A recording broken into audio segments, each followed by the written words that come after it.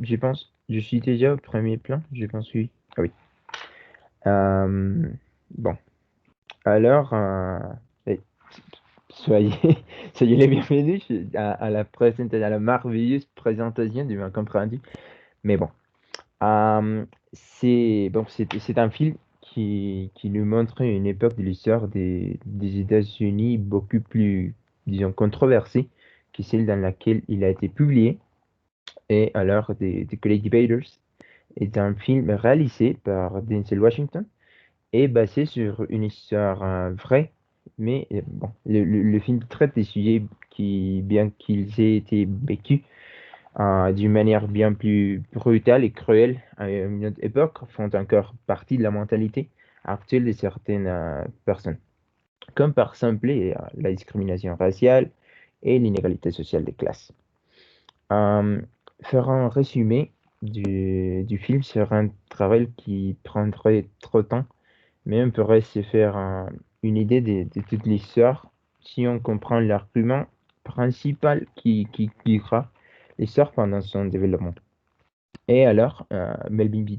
Tolson était un professeur au Wiley College en Texas qui, si je ne me trompe pas, 1935, a inspiré les étudiants de son groupe de débat. Et il était érudit et un excellent orateur. Et, comme je viens de dire, encourager les étudiants à soutenir des arguments logiques et à les opposer et plutôt à les défendre dans des débats. Et ainsi, de cette manière, ces apprentis ont, ont commencé comme à se démarquer et à rivaliser avec d'autres écoles et finalement, disons, à les faire en faisant fi des barrières sociales un peu existantes entre les écoles moins privilégiées et la prestigieuse université d'Harvard. Euh, le film va montrer les différentes situations vécues par les personnages lors de leur participation par cette équipe du débat dont je viens de parler.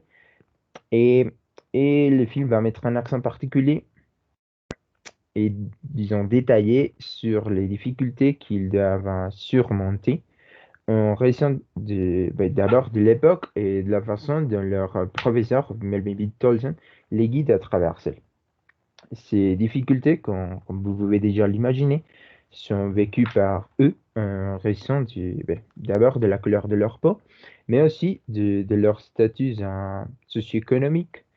Et bon, ils sont tous des personnages encadrés et comme vous pouvez le voir là, ils sont tous des personnages encadrés, disons, au sein d'une communauté afro-américaine et du milieu économique pas du tout aisé. Et raison qui les feront devenir l'objet de toutes ces problématiques sociales qu'ils doivent souffrir et jour après jour. Alors, disons, porter, porter un jugement sur un film basé sur une histoire vraie, c'est limite suivant, comme à examiner avec quel degré de fidélité, si on pourrait dire ça, les acteurs jouent le rôle de leur personnage, mais, disons, et à faire ça à travers une comparaison avec ce qui nous raconte déjà comme les souvenirs de l'histoire, comme elle a été vécue. Mais on pourrait dire aussi que The Great Debaters semble aller un petit peu plus loin de ça. Mais disons, même si l'on peut dire que les acteurs interprètent fidèlement leur rôle de ce personnage et que ça, disons, se présente, apparaît comme une qualité en faveur du film. Je pense qu'il est également important de souligner l'accent mis pardon, sur cette histoire particulière.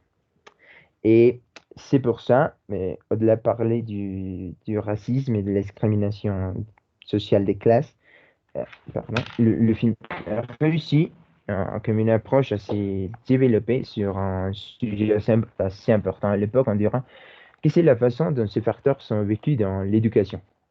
Et je pense qu'il y parvient grâce à une idée présentée dans la figure du professeur qui se va comme dans les différentes scènes et dans lesquelles il donne à ses étudiants comme cet héritage de lutte et de supporter toutes ces, ces discriminations, toutes ces choses qu'il doit supporter jour par jour, avec la ferme conviction de la possibilité d'une société différente. Et je pense un peu de cette idée, c'est tout à fait l'idée de l'éducation comme une forme de résistance. Et alors, on peut en faire un résumé. Je pense que le film réussit à mettre l'accent sur une problématique, c'est à savoir la façon dont le racisme et la discrimination des classes ont été vécues dans l'éducation à l'époque et comment l'éducation a été établie comme l'une des nombreuses formes de résistance. Et le film, disons, réussit à faire ça sans s'écarter de l'objectif d'une représentation fidèle de l'histoire telle qu'elle s'est déroulée. Et après avoir dit ça, euh, je pense que, disons, il y a un thème qui semble euh, encore ressortir de la comparaison du film avec notre réalité actuelle. Et bon, il est vrai que cette chose dont je viens de parler dans le film s'agit comme la discrimination raciale et l'inégalité sociale des classes, surtout dans l'éducation. Disons, ce sont des choses qui sont habituellement traitées comme des affaires un peu du passé, d'une autre époque, mais on peut voir qu'une comparaison, et je dirais plus détaillée, pourrait nous amener à nous interroger sur la possibilité qu'il soit encore présente dans notre société telle que nous la vivons aujourd'hui. C'est tout. Merci.